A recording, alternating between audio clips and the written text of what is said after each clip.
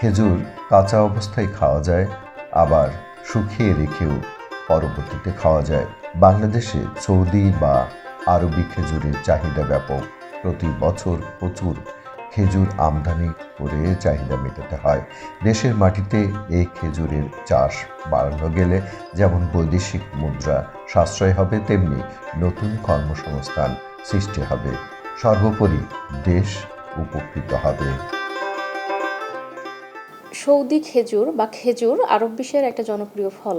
এটা মূলত আরব দেশের আরব কান্ট্রিগুলোতে হয়, কিন্তু বর্তমানে বাংলাদেশে সৌদি খেজুর জনপ্রিয়তা পাচ্ছে।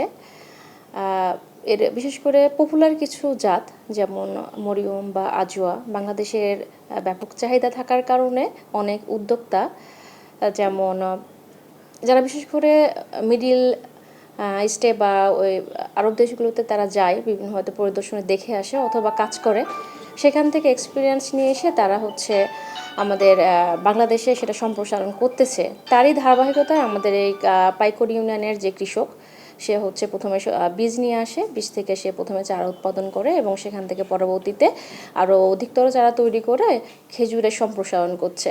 সৌদি খেজুর যদিও আরব কান্ট্রিতে হয়, কিন্তু তাকে উপযোগী করে কিন্তু আমরা চাষ করতে পারবো। সেক্ষেত্রে দরকার প্রশিক্ষণ, কর্মকর্তা লেভেল থেকে শুরু করে কৃষক পর্যায়ে ব্যাপক প্রশিক্ষণ দরকার।